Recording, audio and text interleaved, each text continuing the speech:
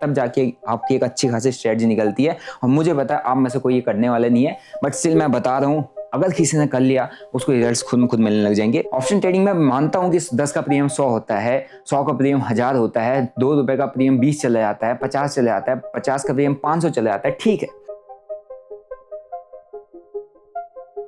Option trading का craze इस तरीके से बढ़ा हुआ है कि सभी के सभी ट्रेडर्स जब मार्केट में एंटर करते हैं तो ऑप्शन ट्रेडिंग से स्टार्ट करते हैं। कुछ यूट्यूब वीडियो देख लेते हैं, कुछ इंस्टाग्राम के रील्स देख लेते हैं, कुछ गूगल पर पढ़ लेते हैं, कोई रैंडम किसी की बात सुन लेते हैं और ऑप्शन ट्रेडिंग को चालू कर देते हैं। तो क्या होता है, 93% ऑप्शन ट्रेडर यहाँ पर लॉस कर देते हैं। और सेबी का भी रिसेंट डेटा आया था जिसमें 91% ऑप्शन ट्रेडर ने लॉस किया होता।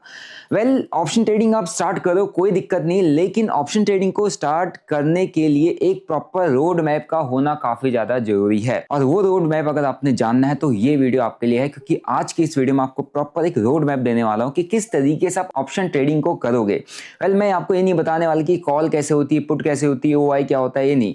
मेरे को एक आपको रोड मैप देना है जिसके बेसिस पर आप प्रॉपर्ली ऑप्शन ट्रेडिंग करना सीख जाओ कि ये call, put, OI data, option chain, ये सारा कुछ रीड करने के लिए आपके पास यूट्यूब पर बहुत कुछ भर भर के पड़ा हुआ है, बुक्स पर पड़ा हुआ है, इंस्टाग्राम पर पड़ा हुआ है, चैट जीपीटी बता देगा। लेकिन एक प्रॉपर रोड मैप कैसे होता है, किस तरीके से आपको ऑप्शन ट्रेडिंग स्टार्ट करनी चाहिए, किस तरीके से काम करना चाहिए, इस वीडियो से आपको देखने को मिल जाएगा, ठीक है। क्योंकि मैंने जब इनिशियली स्टार्ट किया था मैंने बहुत सारी मिस्टेक्स की थी ऑप्शन ट्रेडिंग के अंदर, और मैं चाहता हूँ कि अगर आप मेरा ये वीडियो देख रहे हो तो इस वीडियो के बाद वो मिस्टेक्स आप ना करो और आप एक प्रॉपर तरीके से ऑप्शन ट्रेडिंग के अंदर काम करो, ठीक है। तो सबसे पहले समझते हैं स्टॉक मार्केट क्या होता है। स्टॉक मार्केट एक ऐसी जगह है, सिंपल भाषा में बताता हूँ, जहां पे स्टॉक्स को ट्रेड किया जाता है, जहां पे स्टॉक्स लिस्टेड होती है, कंपनी अपने आप को लिस्ट कराती है एंड वहां पर उसके स्टॉक्स को पब्लिक ट्रेड करती है, बाय सेल करती है, होल्ड करती है एंड उसी स्टॉक का एक इंडेक्स परफॉर्म बनता है। For example Nifty, bank Nifty, और जिसके अंदर 50 स्टॉक्स है, जिसके अंदर 30 स्टॉक्स है, बीएसई, एनएसई, आपने देखा होगा एक्सचेंज, उन एक्सचेंज के अंदर एक इंडेक्स होता है जैसे निफ्टी, बैंक निफ्टी, सेंसेक्स। इन इंडेक्स के कुछ डेरिवेटिव्स होते हैं, क्योंकि आप डायरेक्टली इस इंडेक्स को बाय नहीं कर सकते, या तो आप फ्यूचर को बाय करोगे या तो ऑप्शन को बाय करोगे, ठीक है। तो लोग फ्यूचर को बाय करने के बजाय ऑप्शंस में ज्यादा काम करते हैं, क्योंकि फ्यूचर को जब आप ट्रेड करते हो तो यहाँ पे आपको बहुत ज्यादा पैसा खर्च करना पड़ता है। कितना खर्च करना पड़ता है वो आपको बता दूंगा, लेकिन लोग यहाँ पे ऑप्शन ट्रेड करते हैं। ऑप्शन ट्रेड कैसे दिखता है, सबसे पहले आपको क्या बोलते हैं, कोई प्लेटफॉर्म चाहिए, एक रजिस्टर्ड ब्रोकर चाहिए, एक लीगल ब्रोकर चाहिए। इंडिया के अंदर one of the best broker है जो ऑप्शन ट्रेडिंग के लिए मोस्ट फेमस है, विच इज धन, जिसका लिंक आपको डिस्क्रिप्शन बॉक्स में मिल जाएगा। आपका अकाउंट वहां से फ्री ऑफ कॉस्ट ओपन हो जाएगा। तो इस तरीके का प्लेटफॉर्म निफ्टी 50, अगर मुझे इसका ट्रेड करना है तो मैं यहाँ पर क्लिक करूंगा, मेरे यहाँ पर ऑप्शन चेन खुल जाएगी, जहां पर आप देख रहे हो कॉल ऑप्शन, पुट ऑप्शन। बहुत सिंपल होता है ऑप्शन ट्रेडिंग के अंदर, हमको सिर्फ दो चीजों फोकस करना होता है। पहला होता है कॉल ऑप्शन, दूसरा होता है पुट ऑप्शन, ठीक है। एक बार इसको मैं थोड़ा सा थियोरेटिकल वे में समझा देता हूँ लिख के बोर्ड पे कि कैसा होता है, किस तरीके क्या होता है exactly option trading. Option trading को हम सिंपल ऑप्शन ट्रेडिंग नहीं, आपने देखा होगा फ्यूचर एंड ऑप्शंस, इसको कहते हैं FNO। FNO आपने सुना होगा, FNO ट्रेडिंग बहुत ज्यादा क्रेज है। अगर आप वेस्टर्न मार्केट्स में देखोगे, दूसरे मार्केट्स में देखोगे, तो वहां पे सबसे ज्यादा फ्यूचर ट्रेडिंग होता है। फ्यूचर ट्रेडिंग क्या होता है, किसी भी इंडेक्स, ठीक है, इंडेक्स का प्राइस ऊपर जाएगा या नीचे जाएगा, इसको आप प्रिडिक्ट करते हो। इसका फ्यूचर में इसका प्राइस ऊपर जाएगा नीचे आएगा, इसके बेसिस पर आप फ्यूचर को या तो बाय करते हो या आप सेल करते हो, ठीक है। अब ये वेस्टर्न मार्केट्स में काफी ज्यादा फेमस है, क्योंकि ये एक स्टेबल होता है, ट्रांसपेरेंट होता है और इसके अंदर डिसेंट रिटर्न मिलते हैं, 1% 2% के आसपास। बट इंडिया के अंदर अगर बात करें, ठीक है, इंडिया के अंदर जो मैक्सिमम ऑडियंस है उसका जो कैपिटल है वो बहुत कम है, ठीक है, कैपिटल उसका लो है, बहुत कम कैपिटल है। तो कम कैपिटल के लिए इंडिया के जो यूथ है, जितने भी यंगस्टर्स हैं, इनका फोकस कहां पर होता है, ऑप्शंस की साइड में। तो मैंने आपको कहा था ना, दो वर्ड से मिला, फ्यूचर एंड ऑप्शन। सो यहां पे फ्यूचर ट्रेड करने में ज्यादा इंटरेस्ट लोगों का नहीं होता है, क्योंकि जब आप फ्यूचर ट्रेड करते हो आपको एटलीस्ट 1,00,000 रुपए का कैपिटल चाहिए फ्यूचर के एक लॉट को बाय करने के लिए या सेल करने के लिए। आप हेज करो तो थोड़ा कम हो जाएगा, अदरवाइज बहुत बड़ा कैपिटल चाहिए होता है। अब 1,00,000 रुपए का कैपिटल हर किसी के पास नहीं होता, और इनिशियली लोग 5,000 10,000 से काम करना चाहते हैं, 15-20,000 मैक्स टू मैक्स, अब तो 10 से 15,000 रुपए का कैपिटल चाहिए। तो लोग को क्या समझ में आता है, ऑप्शंस। ऑप्शंस के अंदर सिंपल सा होता है, बहुत इजी होता है। यहाँ पर फ्यूचर को बाय या सेल करते हो। ऑप्शंस के अंदर आपको क्या लग रहा है, अगर निफ्टी ऊपर जाएगा नीचे आएगा तो आप क्या करते हो, अगर आपको लगता है कि निफ्टी ऊपर जाएगा आप कॉल बाय करते हो, आपको अगर लगता है निफ्टी नीचे आएगा तो आप पुट बाय करते हो, ठीक है। और ऑप्शंस के अंदर जिसके बाद थोड़ा ज्यादा पैसा होता है, उसको अगर लगता है कि भाई मार्केट नीचे जाएगा तो कॉल शॉर्ट कर देता है, उसको लगता है अगर मार्केट ऊपर जाएगा तो पुट शॉर्ट कर देता है। जो थोड़ा सा और ज्यादा पैसा लगता है वो कॉल पुट दोनों को शॉर्ट करके दूर दूर की, जिसको लगता है कि इस रेंज में बीच में रहेगा, वो हेज करके बैठ जाता है। तो कॉल एंड पुट, बस दो ही टर्म्स पर हमको फोकस करना होता है। अब ये दो टर्म्स कहाँ पर देखने को मिलते हैं? ये दो टर्म्स हमको यहाँ पर देखने को मिलते हैं। जैसे मैंने यहाँ पर धन पर अपना मैं ट्रेड करता तो मैंने इसका इंटरफेस खोल दिया। अब इस इंटरफेस पर मेरे को इसी सेम टर्मिनल पे, इसी सेम पेज पे मेरे को सब कुछ करने को मिल जाएगा। मैं यहाँ से बाय कर सकता हूँ, मैं यहाँ से सेल कर सकता हूँ, मैं यहाँ से ऑप्शन का चार्ट खोल सकता हूँ। फॉर एग्जाम्पल, अगर मेरे को ये लग रहा है कि निफ्टी अभी चल रहा है 25,140 रुपए के आसपास, मेरे को लग रहा है 25,200 चला जाएगा, तो मेरा काम क्या है? मुझे लग रहा है कि ऊपर जाएगा, ठीक है।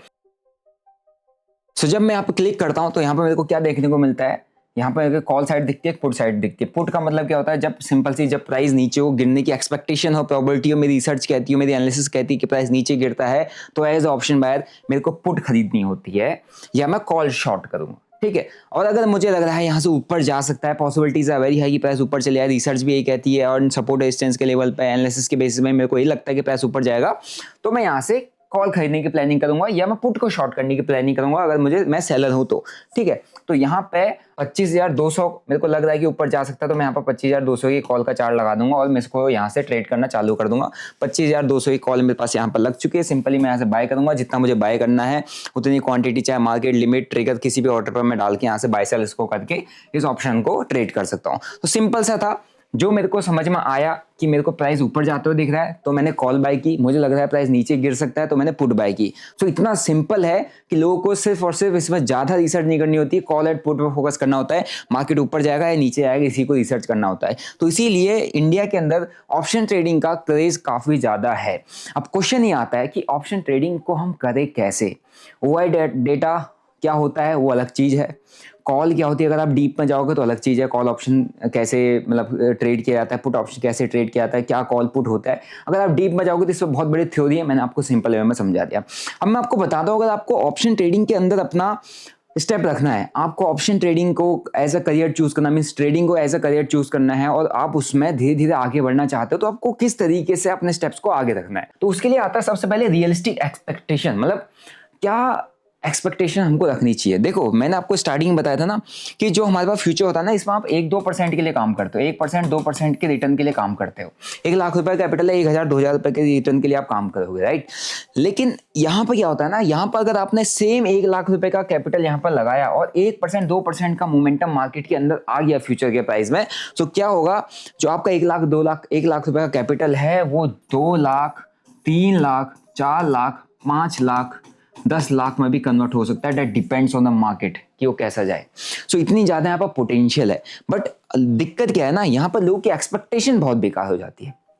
क्यों? क्योंकि 10 रुपए का प्रीमियम जब 100 जाते हुए दिखता है, 10 रुपीज का प्रीमियम जब 100 जाते हुए दिखता है, तो लोग यहाँ पर अपने ड्रीम्स को सेट करने लग जाते हैं कि यार मेरे पास 10,000 रुपए का कैपिटल है या 1,00,000 रुपए का कैपिटल है, एक काम करता हूँ, एक्सपायरी आज और मेरे को लग रहा है कि मार्केट ऊपर चला जाएगा, तो मैं 1,00,000 रुपए का कैपिटल यहाँ पे, ठीक है, 1,00,000 रुपए कैपिटल यहाँ पर पुट कर देता हूँ और मेरी एक्सपेक्टेशन ये है, मुझे ऐसा चाहिए कि 10 का प्रीमियम 100 हो जाए और मेरा 1,00,000 यहाँ पर 10,00,000 में कन्वर्ट हो जाए।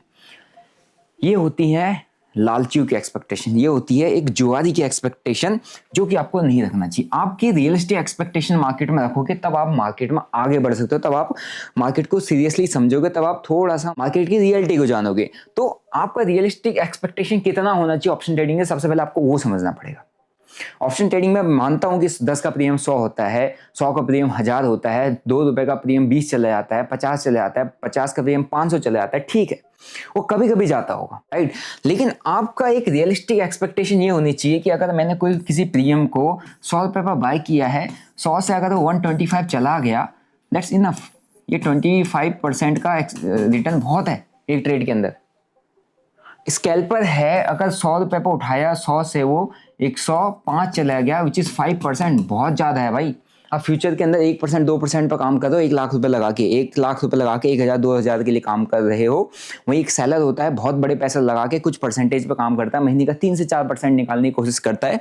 और एक आप हो ऑप्शन बायर, आपकी एक्सपेक्टेशन होती है कि मैं 100 रुपए पर उठाऊं और 500 पे बेचो। नहीं, आपको भी रियलिस्टिक एक्सपेक्टेशन रखनी पड़ेगी। मोमेंटम अच्छा आता है तो 100 रुपए अगर आपने कोई चीज उठाया तो कोशिश किया करो 125 के आसपास आ गया तो दैट्स इनफ, वो 25% बन रहा है, उसी के अकॉर्डिंग आपका स्टॉप लॉस भी रहेगा। 100 रुपए पर आया है तो 90 रुपए पर के आसपास आप अपना स्टॉप लॉस लगा दो, विच इज 10% गया, कोई बात नहीं, ये रियलिस्टिक अप्रोच है।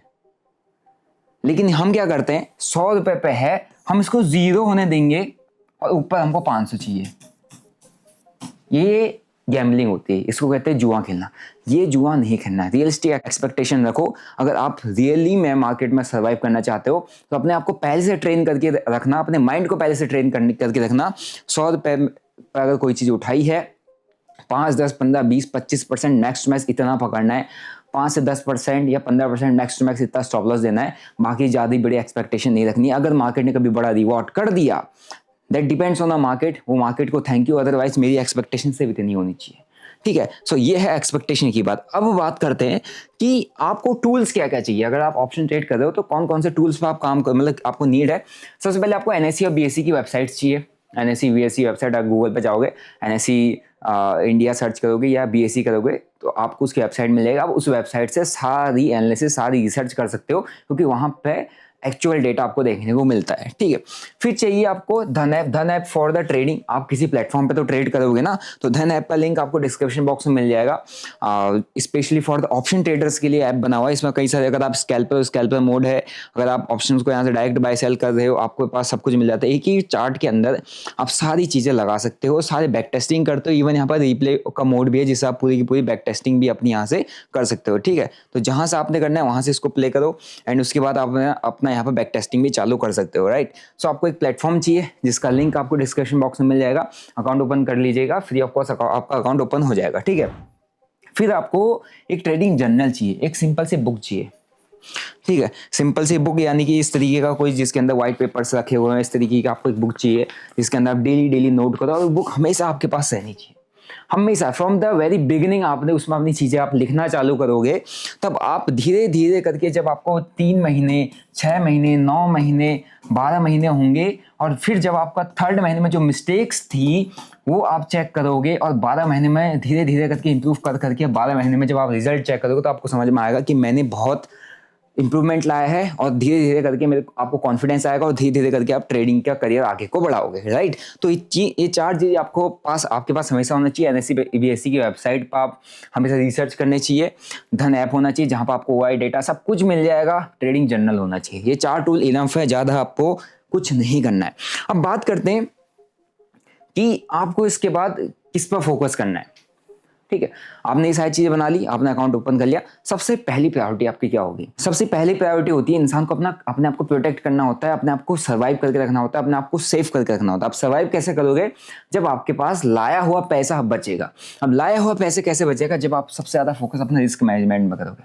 हम सबसे ज्यादा फोकस करते हैं ट्रेड्स पे। कोई अच्छा ट्रेड मेरे हाथ लग जाए, कोई अच्छा टेलीग्राम ग्रुप मेरे हाथ लग जाए, कोई अच्छा इन्फ्लुएंसर मेरे को अपने जो ट्रेड्स है वो मेरे को दे दे, कुछ ना कुछ ऐसा मिल जाए जब मेरा पैसा का डबल ट्रिपल हो जाए। नहीं, ऐसा प्रॉफिटेबल नहीं हो, ऐसे आप ट्रेडर नहीं, आप तो जुआरी हो। आप कसिनो में चले जाओ, स्टॉक मार्केट के अंदर मत आओ, क्योंकि जुआरियों के लिए स्टॉक मार्केट तो ऐसा हाल करता है कि जो आप लेके आए हो वो भी डुबाओगे, और जितना आपके घर पे वो भी चला जाएगा। ठीक है, तो जुआरी लोग दूर रहना, जो सीरियसली करना चाहता है वो इस पर फोकस करो। अब रिस्क मैनेजमेंट पर आपको काम करना है। पहला, आपको रिस्क पर ट्रेड हमेशा फिक्स करके रखना है। रिस्क पर ट्रेड का मतलब होता है कि अगर मेरा यहाँ पर 2 ट्रेड लेने हैं और मैंने 2000 रुपए का डेली का लॉस फिक्स कर रखा है, ठीक है, तो 2 ट्रेड लेने हैं, 2000 को 2 से डिवाइड करोगे तो 1000 पर ट्रेड मेरा क्या होगा? रिस्क होगा। इससे ज़्यादा मैं लॉस किसी भी ट्रेड में नहीं लूंगा, इतना ये मेरे कंट्रोल में है। अब इसमें प्रॉफिट मिलेगा, मेरे को कितना टारगेट मिलेगा, 2000, 3000, 5000, that depends on the market. वो मेरे कंट्रोल में नहीं है, मेरे कंट्रोल में ये है। आपको सबसे पहले इसको कंट्रोल करके रखना है। फिर आते हैं नो पोजीशन साइजिंग जंप। क्या होता है ना, अब मैंने जैसे अपना रिस्क पर ट्रेड सेट किया हुआ है 2000, मतलब पर डे सेट किया हुआ है 2000, पर ट्रेड मैंने सेट किया हुआ 1000। अब 2-3 दिन मुझे लगातार प्रॉफिट हो रहा है, 1:2 पर काम कर रहा हूँ, तो डेली मुझे 2000 रुपये का मैं रिस्क ले रहा हूँ, तो मुझे 4-4 हजार रुपये का प्रॉफिट होगा 2-3 दिन। अब हमारी गलती क्या होती है ना, हम चौथे दिन अपने आप को मार्केट का राजा समझने लग जाते हैं, हम भगवान समझने लग जाते हैं। हमको लगता है कि सब कुछ तो मुझे ही आता है, मेरे को तो डेली प्रॉफिट हो रहा है। हम सीधा अपनी पोजीशन साइजिंग को शिफ्ट कर देते हैं। जहाँ मेरी अभी बियरिंग कैपेसिटी 2000 रुपए की थी पर डे लॉस की, मैं उसको 10,000 पे शिफ्ट करता हूँ। चलो पैसा थोड़ा बड़ा डाल दिया जाए और 10,000 रुपये पर डे रिस्क लिया जाए, भाई 2,000 रुपए का रिस्क आप झेल ले रहे थे, तभी आप पेशेंस के साथ चुपचाप शांति से मार्केट में बैठे हुए थे। लेकिन आप सीधा उसको 2 से 10,000 पे लेके जाओगे, जैसी ट्रेड आपके अंगेज में जाएगा, जैसी 2,000 से ऊपर लॉस होगा, आप झेल नहीं पाओगे, क्योंकि इमोशंस आपके अंदर आने लग जाएंगे और इमोशनल ट्रेडिंग में आपका पूरा का पूरा कैपिटल खत्म हो जाएगा। तो पोजीशन साइजिंग को बिल्कुल जंप नहीं करना है स्टार्टिंग के डेज में। फिर आता है स्टॉप लॉस और टारगेट को प्री डिसाइड करो। स्टॉप लॉस कितना होगा और टारगेट कहाँ पर होगा, प्री डिसाइड। फॉर एग्जाम्पल, अगर मैंने किसी ट्रेड को 100 रुपये पर बाय किया है और मैं 10% का रिस्क लेना चाहता हूँ, ठीक है, तो मेरा 90 पे होगा एसएल और मैं 20% का टारगेट रखना चाहता हूँ, सो मेरा 120 के आसपास होगा टारगेट। सिंपल सा, फिक्स करना सीख लो। और आप टारगेट फिक्स करो ना करो, लेकिन 90 पे आपका स्टॉप लॉस हमेशा फिक्स रहना चाहिए। इनिशियल डेज में अगर आपने स्टॉप लॉस लगाना सीख लिया, स्टॉप लॉस को सेट करना सीख लिया, आपकी आने वाले टाइम में आप अपने आप को बहुत अच्छे तरीके से प्रिपेयर कर लोगे बड़े रिस्क लेने के लिए मार्केट के अंदर, ठीक है। फिर आता है ओवर ट्रेडिंग। हमारा क्या होता है ना कि हमको एक ट्रेड में हमको छोटा मोटा प्रॉफिट हुआ, फिर हम दूसरा ट्रेड पकड़ लेते हैं, फिर तीसरा ट्रेड पकड़ लेते हैं, चौथा पकड़ लेते हैं, फिर लॉस हो जाता है, फिर उसको कवर करने के पीछे भागते हैं। मार्केट में हर बार बार चीज़ें मार्केट हमको दिखाता है, हम हर एक मूव के अंदर पार्टिसिपेट करने लग जाते हैं। अगर हम पार्टिसिपेट नहीं करते तो हमको ऐसा लगता है कि हमसे कुछ ना कुछ मिस हो गया, चलो इसको ही पकड़ा जाए, इसको ही पकड़ा जाए, पैसा मार्केट में भरा पड़ा। ऐसा कुछ नहीं है। जितना कम ट्रेड करोगे उतना ज़्यादा टिकोगे, जितना ज़्यादा ट्रेड करोगे हफ्ते भर के अंदर मार्केट से गायब हो जाओगे। तो ओवर ट्रेडिंग को आपको अवॉइड करना है, ठीक है।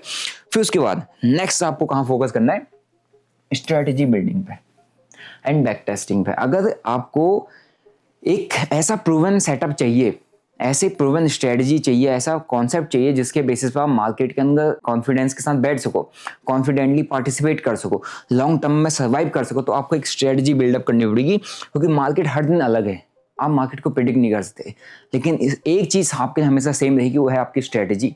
आपका प्रीवियस डेटा, प्रीवियस रिकॉर्ड और उस रिकॉर्ड की परफॉर्मेंस, वो हमको बताता है स्ट्रेटजी। वो स्ट्रेटजी आपके पास एक होनी चाहिए। एक ऐसी स्ट्रेटजी चूज करो जो सिंपल हो। इनिशियली हम बहुत सारी स्ट्रेटजीज पर काम करते हैं। फॉर एग्जांपल मेरी अगर आपको स्ट्रेटजी चाहिए, आपको यूट्यूब पर मिल जाएगी और मेरे ऐप पर मिल जाएगी 9 EMA का setup, which is an trend riding strategy, big bar which is an scalping strategy. ये दो मेरी स्ट्रेटजी है। पर्सनली मैंने पब्लिकली ये स्ट्रेटजी इसको बहुत बार एक्सप्लेन किया हुआ है, इवन मेरे ऐप पर भी शेयर किया हुआ है, ठीक है। अब ये स्ट्रेटजीज आपके लिए तभी काम करेगी जब आप इस पर प्रॉपर बैक टेस्ट करोगे। मैंने बैक टेस्ट किया है तो मेरे लिए काम करती है, इसका मतलब ये नहीं है कि आपके लिए भी काम करेंगी। That's just a simple setup. कैसे ऑब्जर्व करना है कि आप पास रिकॉर्ड है, उसी के बेसिस पर मैं वहाँ पर ट्रेड करता हूँ। तो वो उतना कॉन्फिडेंस मुझे अपनी स्ट्रेटजी पर कैसे है, क्योंकि मैंने बैक टेस्ट किया। एक सिंपल स्ट्रेटजी चूज करनी है जो आपको समझ में आए, समझ में आपके आनी चाहिए, किसी दूसरे की समझ की स्ट्रेटजी नहीं लेनी है। फॉर एग्जांपल 920 स्ट्रेटजी मेरे को समझ में आता है तो वो मेरे लिए बेस्ट काम करेगी, उसमें मेरे को पता है कैसे काम करना है। लेकिन आप सोचोगे कि यार ये स्टॉक बर्नर की 920 स्ट्रेटजी है तो इसको मैं ले लेता हूँ, कल से इस पर सारा पैसा लगा देता हूँ, आपके लिए काम नहीं करेगा। क्योंकि उस स्ट्रेटजी के प्रोज एंड कॉन्स आपको नहीं पता, उस स्ट्रेटजी का रिकॉर्ड नहीं पता, उस स्ट्रेटजी पे जो बैक टेस्टिंग आपने नहीं की है, और उस स्ट्रेटजी पे जब ट्रेड चल रहा था तो आपने झेला नहीं है, आपके पास कोई एक्सपीरियंस नहीं है, ठीक है। सो एक्सपीरियंस कैसे बिल्डअप होगा, जब आप उसकी बैक टेस्टिंग करोगे, मैनुअल बैक टेस्टिंग करोगे। मैनुअल बैक टेस्टिंग के लिए आपको धन के प्लेटफॉर्म पे मिल जाएगा। ये धन का प्लेटफॉर्म है। यहाँ पर मैंने अभी ये देखो रिप्ले tv.dhan को, इस पर मैंने आपको अभी क्लिक करके दिखाया था। यहाँ पर आपका रिप्ले का बटन आता है। अब यहाँ से अपनी बैक टेस्टिंग चालू कर सकते हो। फॉर एग्जांपल अगर मैंने यहाँ पर प्ले करना है तो मैं प्ले कर दूंगा। मेरे को जहाँ को ट्रेड बनाना है वहाँ को ट्रेड बना के प्ले कर दूँ, ठीक है। आप रैंडमली कहीं से भी चार्ट को उठा लो और वहाँ पर अपने ट्रेड्स को, अपनी स्ट्रेटजीज को बैक टेस्ट करो। 920 EMA देखो बढ़िया नीचे को फॉल कर रहा है, राइट। तो इस तरीके से आप यहाँ पर बैक टेस्ट कर सकते हो, विच is N manual back testing. मतलब कि आप खुद वहाँ पर मैनुअली रिसर्च कर रहे हो, किसी दूसरे के डेटा पर भरोसा नहीं कर रहे, किसी दूसरे की रिसर्च पर भरोसा नहीं कर रहे हो। पिछले 6 महीने 12 महीने का चार्ट निकाला और उसको रिसर्च किया, उसको कहते हैं मैनुअल बैक टेस्टिंग। उससे आपका कॉन्फिडेंस बूस्टअप होगा और आप चार्ट को देखोगे प्रॉपर, आपको समझ में आएगा ऐसा परफॉर्म किया चार्ट। फिर आता है फॉरवर्ड टेस्टिंग। जब आप करते हैं फॉरवर्ड टेस्टिंग, होता है आपको स्ट्रेटजी मिल गई, आपने बैक टेस्ट किया, आपको डेटा पता चल गया, आपको पता चल गया 60-70% स्ट्रेटजी की एक्यूरेसी है। अब आपने उस पर फॉरवर्ड टेस्टिंग करनी है विद स्मॉल कैपिटल, असली में पैसा डालना है। ऐसा नहीं होता है कि यार ट्रेड यहाँ पर चल रहा है, फॉर एग्जांपल ये चार्ट है, अब यहाँ पर मेरे को ट्रेड लेना है, मेरे को समझ में आया 920 EMA ऐसा होता है, अब मैं यहाँ पे खाली एक पोजीशन लगा दूंगा ऐसे करके। ये लोग ऐसे करते हैं, एक पोजीशन लगा दी यहाँ पे लॉन्ग पोजीशन, चलो देखते हैं क्या होगा। भाई पैसा कौन लगाएगा वहाँ पे? जब पैसा लगाओगे नहीं तो भाई आपके अंदर कॉन्फिडेंस बूस्टअप नहीं होगा।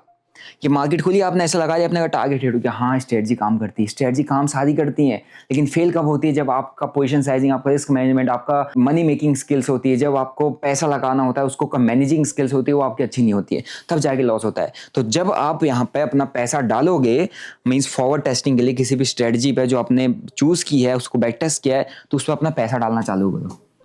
पैसा डालोगे तब जाकर सच में स्ट्रेटजी पर आप फॉरवर्ड टेस्टिंग करोगे, तब जाके स्ट्रेटजी आपके लिए काम करेगी। तब आपको समझ में भी आएगा क्या स्ट्रेटजी के अकॉर्डिंग मैं अपने रिस्क को मैनेज कर पा रहा हूँ, इमोशन को मैनेज कर पा रहा हूँ, नहीं। ठीक है, फिर उसके बाद आता है मेंटेन अ जर्नल। जब आप स्ट्रेटजी पर काम कर रहे हो, फॉरवर्ड टेस्टिंग कर रहे हो, तो डेली का डेली जब आपने उस पर फॉरवर्ड टेस्टिंग किया 3 महीना 6 महीना, उसकी जर्नल को मेंटेन करो। मुझे पता है बहुत टफ है, और मुझे पता आपसे होने वाला भी नहीं है, क्योंकि आप करोगे नहीं, क्योंकि एक एवरेज ट्रेडर की लाइफ 3 महीना होती है। 3 महीना तो सिर्फ फॉरवर्ड टेस्टिंग में लगता है मिनिमम।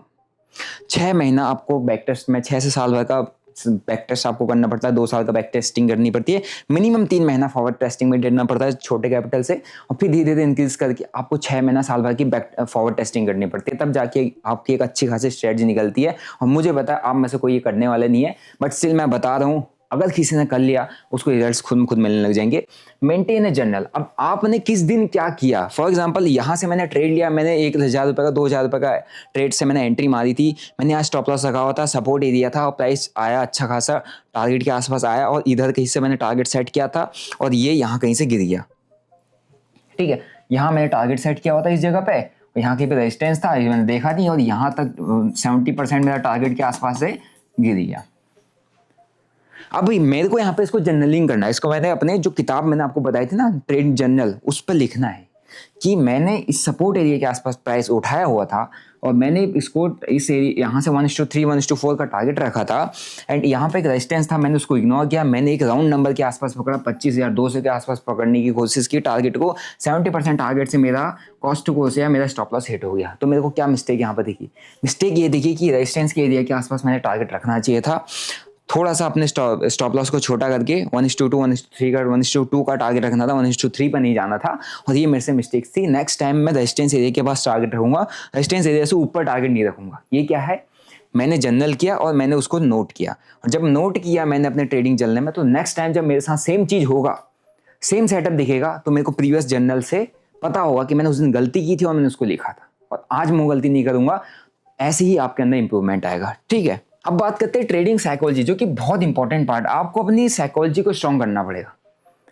सबको समझ ले स्ट्रेटजी कैसे काम करना है, क्या काम करना है। अब ये यहाँ कोई इसको स्ट्रॉन्ग रखोगे, इमोशंस को बैलेंस करना आएगा, तभी आप मार्केट में लंबा सर्वाइव कर पाओगे। ठीक है, क्योंकि लॉस स्ट्रेटजी भी काफ़ी अच्छी है लोगों के पास, लेकिन साइकोलॉजी खराब हो जाती है, और ट्रेडिंग साइकोलॉजी का, आपकी इमोशन साइकोलॉजी आपकी ट्रेडिंग के अंदर 80-90% रोल प्ले करती है। ये सारा सीखा स्ट्रेटजी, ये सब कुछ 10-20% रोल प्ले करता है। ठीक है, लॉस से आपको डर निकालना है। लॉस से क्या होता है ना, इनिशियली इंसान के अंदर क्या होता है, लॉस लेना नहीं चाहता, उसको लॉस लेना नहीं आता है, लॉस लेने का मन नहीं करता है, और उसको मार्केट से एक्सपेक्टेशन गलत होती है, उसको ऐसा लगता है मार्केट हमेशा पैसा ही देता है, और उसको वो लॉस समझ में नहीं आती कि मेरे को लॉस कैसे हो गया, वो रिवेंज लेने लग जाता है, बदला लेने लग जाता है मार्केट से। बट आपको समझना पड़ेगा market is zero sum game. अगर कोई पैसा बना रहा है तो समवन इज लूजिंग मनी, और वो लूजिंग वाला जो बंदा है, अगर वो डिसिप्लिन नहीं है, उसको लॉस एक्सेप्ट करने के लिए रेडी नहीं है, तो लूजिंग वाला बंदा अपना सारा कुछ लूज कर जाएगा। और अगर आपने इनिशियली अपने लॉसेस को एक्सेप्ट करना सीख लिया, स्टॉप लॉस लगा के काम करना सीख लिया, पोजीशन साइजिंग को मेंटेन करना सीख लिया, जो मैंने अभी तक बता चुका हूँ वो सब करना सीख लिया, तो आपको लॉस से डर नहीं लगेगा। धीरे धीरे आपको लॉस बेयरिंग कैपेसिटी धीरे धीरे बढ़ने भी लग जाएगी, और प्रॉफिट्स को भी आप अच्छे लग जाओगे, क्योंकि आप जब आप ट्रेड में बैठे हुए, आप स्टॉप लॉस लगा दिया, आप सिर्फ चुपचाप शांति से बैठे हुए हो। फॉर एग्जाम्पल, अगर मैं यहाँ पे देखोगे तो अब मैं आपको एक वीडियो बना रहा हूँ, और मेरे यहाँ पर ट्रेड भी चल रहा है, राइट। मेरा एक इथेरियम पर ट्रेड भी चल रहा है, जो कि मैंने लॉन्ग पोजीशन यहाँ पर बना के रखी हुई है। यहाँ पर ऑलमोस्ट 1500-1600 1800 डॉलर के आसपास दिखा के अभी ये $100 के आसपास के प्रॉफिट में ये ट्रेड मेरा बैठा हुआ है। अब मैंने यहाँ पर अपना स्टॉप लॉस लगाया, मैंने अपना टारगेट लगाया हुआ है, मुझे पता है इसमें मेरा कितना लॉस होने वाला है, और मैं कितना लॉस होने वाला है वो अगर मैं आपको दिखाऊंगा तो मेरे को आपको यहाँ पर दिख जाएगा कि अगर इस ट्रेड में मैं लॉस लेता हूँ तो मेरे को यहाँ पर $1000 का लॉस होगा। ठीक है, $1000 के आसपास का लॉस होने वाला है, और अगर मुझे प्रॉफिट होता है तो $2-2.5 का प्रॉफिट लगेगा। अब मैंने ये कैसे सेट किया, इतना कॉन्फिडेंटली चुपचाप शांति से मैं इसलिए बैठा हूँ क्योंकि मेरे को लॉस एक्सेप्ट करना आता है, मुझे पता है कि मेरे को उसमें कितना लॉस है, मैं उसके लिए मेंटली प्रिपेयर्ड हूँ। लॉस हिट हुआ तो मेरा स्टॉप लॉस गया, टारगेट हिट हुआ तो रिस्क के अगेंस्ट में मेरे को अच्छा खासा रिवॉर्ड मिल जाएगा, मैंने अपनी स्ट्रेटजी के बेसिस पे ट्रेड ले रखा है, राइट। अब आता है कि आपको अपने आप को क्या रिमाइंड करा, क्या आपको समझना है, किस तरीके से चीज़ों को समझना है। आप नेगेटिव तरीके से नहीं, पॉजिटिव तरीके से लो। प्रॉफिट आपका एक अच्छा ट्रेड है, लॉस आपका इससे बुरा ट्रेड है। Simple, bad trade, good trade. अगर ये ट्रेड, फॉर एग्जाम्पल ये ट्रेड अगर मेरा टारगेट हिट कर गया, जो कि ऑलमोस्ट 50% टारगेट से घूमा है, अगर ये अगेन जाके टारगेट हिट कर गया तो मैं समझूंगा that this was a good trade. ये 9 EMA के आसपास से सपोर्ट लेते हुए जा रहा है, अभी भी सपोर्ट ले रहा है, टारगेट हिट कर गया, अच्छा ट्रेड था। अब टारगेट हिट नहीं किया, बेकार ट्रेड था। सिंपल सी बात है कि यार मैंने रेजिस्टेंस एरिया के आसपास उठाया और तो मे भी यहाँ पर अभी मार्केट स्लो डाउन हो गया तो एक स्ट्रेच किया, नीचे आ सकता है, वो भी प्रोबेबिलिटी है। तो अगर मैंने यहाँ पे लॉन्ग उठाया है, स्टॉप लॉस किया, कोई बात नहीं, this was bad trade, bad decision, कोई बात नहीं, तो हम नेक्स्ट ट्रेड प्लान करेंगे। इस तरीके से ड्रिल करोगे ना तो मार्केट इजी लगेगा, समझ में आएगा। अब वहीं अगर लॉस हो गया, मुझे लॉस कैसे हो सकता है, मैं लॉस कैसे ले सकता हूँ, एक काम करता हूँ, यहाँ पे एक डाउन साइड की पोजीशन ले लेता हूँ, बड़ी क्वांटिटी से ले लेता हूँ, इस लॉस को अभी कवर करना है। अगर मैं रिवेंज लेने लग जाऊँगा, इस तरीके से सोचूंगा, तो मेरा मार्केट में सर्वाइवल मुश्किल है। फिर आता है इमोशनल ट्रेडिंग।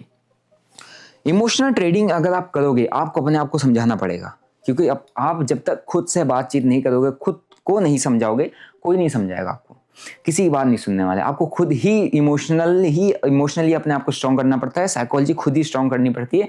मेरा रोल आपको एक स्ट्रेटजी शेयर करना है, मेरा रोल आपको सिर्फ सिखाना है, और मेरा सिखाया, मेरी स्ट्रेटजी शेयर की हुई चीज़ें, मेरा आपको पढ़ाया हुई चीज़ें सिर्फ 10 से 20% काम करेगा। 80% आपकी खुद की इमोशन और खुद की साइकोलॉजी आपको ट्रेडर बनाती है, और वो तब तक आपका ठीक नहीं होगा जब तक आप खुद पर कंट्रोल करना नहीं सीखोगे। आपने जैसे इमोशनल ट्रेडिंग करना चालू किया, इमोशंस में आके कोई भी डिसीजन ले लिया, समझ लेना उस दिन आपका अकाउंट डेड है।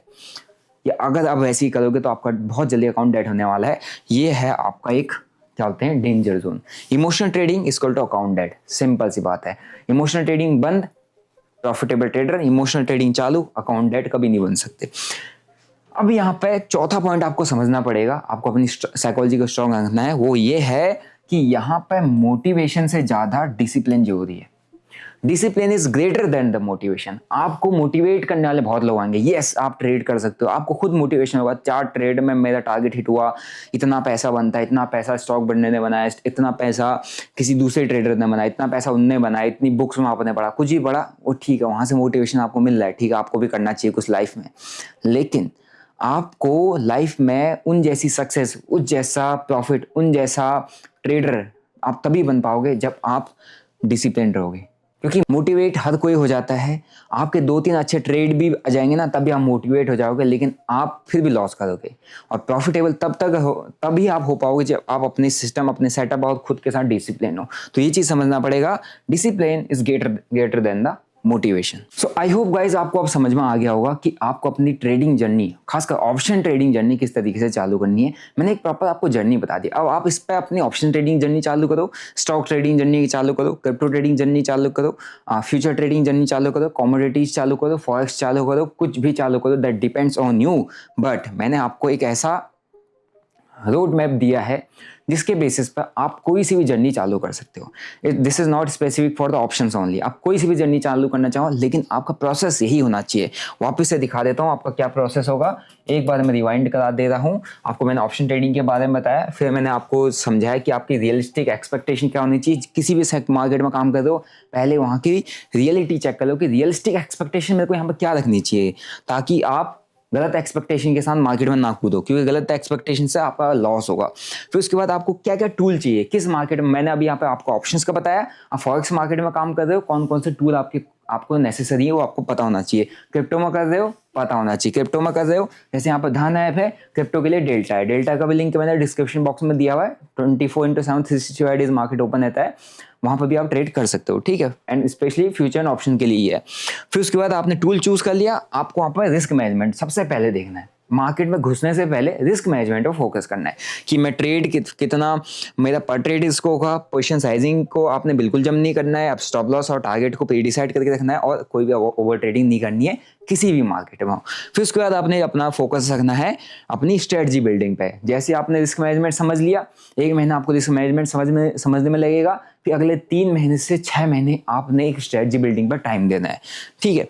फिर उसके बाद आ जाता है आपको अपनी ट्रेडिंग साइकोलॉजी को स्ट्रांग बना के रखना है। अगर आपने ट्रेडिंग साइकोलॉजी अच्छी, आपने रिस्क मैनेजमेंट स्किल है, फिर आपने एक अच्छी स्ट्रेटजी बिल्डअप कर लिया और आपने अपनी ट्रेडिंग साइकोलॉजी को अच्छे तरीके से मैनेज कर लिया, तो soon and very soon I am sure you will be a profitable trader.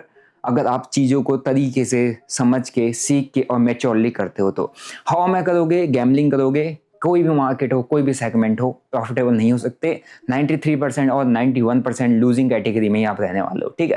Video अच्छा लगा, वीडियो को लाइक करो, चैनल को सब्सक्राइब करो। जिसको ट्रेडिंग जर्नी अपनी चालू करनी है, चाहे डेल्टा में, चाहे धन में, मींस चाहे इंडियन मार्केट, चाहे क्रिप्टो मार्केट, दोनों का लिंक मैंने डिस्क्रिप्शन बॉक्स में डाला हुआ है। Free of cost account open हो जाएगा। अगर आपने डेल्टा में अकाउंट ओपन किया for the crypto market, make sure आप नीचे गूगल फॉर्म दिया उसको आप फिलअप कर देना, ताकि मैं अपने क्रिप्टो ट्रेडिंग क्लब पर आपको फ्री ऑफ कॉस्ट एक्सेस दे दूँ। क्योंकि यहाँ पर जो भी मेरे ट्रेड्स बनते हैं, जो भी हमारे सेटअप्स बनते हैं, जो भी मेरे को समझ में आता है, रिसर्च होती है, सब चीज़ मैं यहाँ पर शेयर करता हूँ, जो आपको हेल्प करेगा काफ़ी अच्छे तरीके से क्रिप्टो मार्केट को समझने पे। आई होप आपको वीडियो अच्छा लगा। अगर आपको वीडियो अच्छा लगा, सीखने को मिला, वीडियो को लाइक करो, चैनल को सब्सक्राइब करो।